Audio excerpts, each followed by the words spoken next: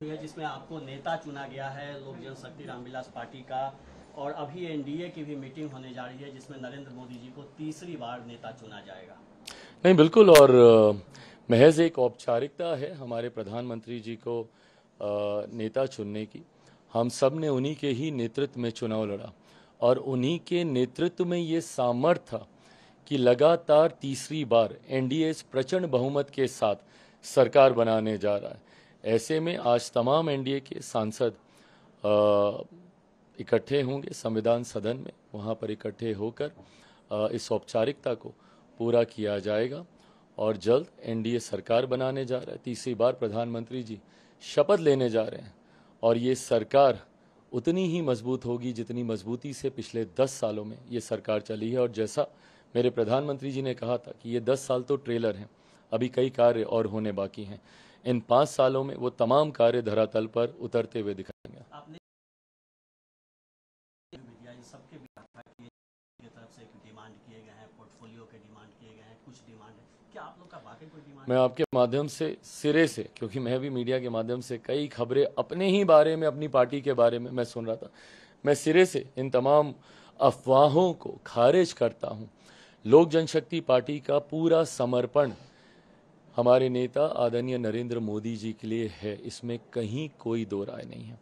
NDA leaders की भी अभी परसों जो बैठक हुई थी उसमें भी बिना किसी शर्त के लोक जनशक्ति पार्टी ने अपना पूरा समर्पण हमारे प्रधानमंत्री जी के नेतृत्व के प्रति हम लोगों ने सौंपने का हम लोगों ने काम किया है। और ऐसे में पार्टी की ना कोई शर्त है, पार्टी की ना कोई मांग है।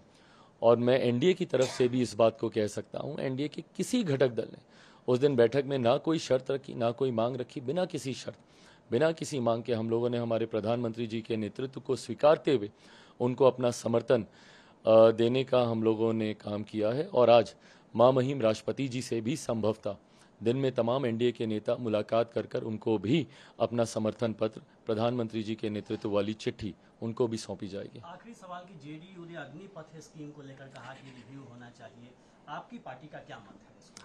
देखिए, गठबंधन में, और ये स्वतंत्रता हमारे प्रधानमंत्री जी ही हमें देते हैं कि गठबंधन में किसी भी तरीके के विषय पर खुलकर हम लोग चर्चा कर सकते हैं। उस दिन भी उस एनडीए लीडर्स की बैठक में भी प्रधानमंत्री जी ने हाईलाइट करके इस बात को कहा कि कोई भी सुझाव हो, एंड माय प्राइम मिनिस्टर, अच्छी बात यह है कि वो हमेशा सजेशन, सुझावों के लिए वो हमेशा सुनने को तैयार रहते हैं। पिछले 10 साल हम लोगों ने इस बात का अनुभव किया। ऐसे में किसी भी घटक दल को किसी भी योजना को लेकर लगता है कि हम लोग को उस पर चर्चा करने की ज़रूरत है, तो मुझे लगता है गठबंधन के भीतर ये सहमति है इस बात की, ये प्लेटफॉर्म हम लोग को दिया जाता है कि उस पर हम लोग चर्चा करें। अंतोगत्वा जो एक आम राय बनेगी, फिलहाल तो अभी इस बात की जानकारी भी नहीं है कि इस योजना के रोल आउट होने के बाद कितने लोगों को इसका लाभ मिला, युवाओं में इसको लेकर कितना जोश है, युवा इस योजना को लेकर अभी क्या सोच रहे हैं रोल आउट होने के बाद। मुझे लगता है एक बार ये तमाम जानकारी हम लोग के पास औपचारिक तौर पर आए कि गठबंधन के भीतर बैठकर इस पर फैसला लिया जाएगा। अभी कोई इस पर सहमति नहीं बनी है? फिलहाल प्राथमिकता सिर्फ सरकार बनाने को लेकर है। बहुत जल्द शपथ ग्रहण समारोह होगा। एक बार ये तमाम गर्मागर्मी सरकार तीसरी बार बन जाए, सुचारू रूप से कार्य करने लग जाए, 100 दिन का हम लोग का एक रोड मैप तैयार हो जाए कि क्या क्या कार्य हम लोग को करने हैं, उस दौरान इन तमाम बातों पर चर्चा हो जाएगी। कोई बड़ी बात नहीं।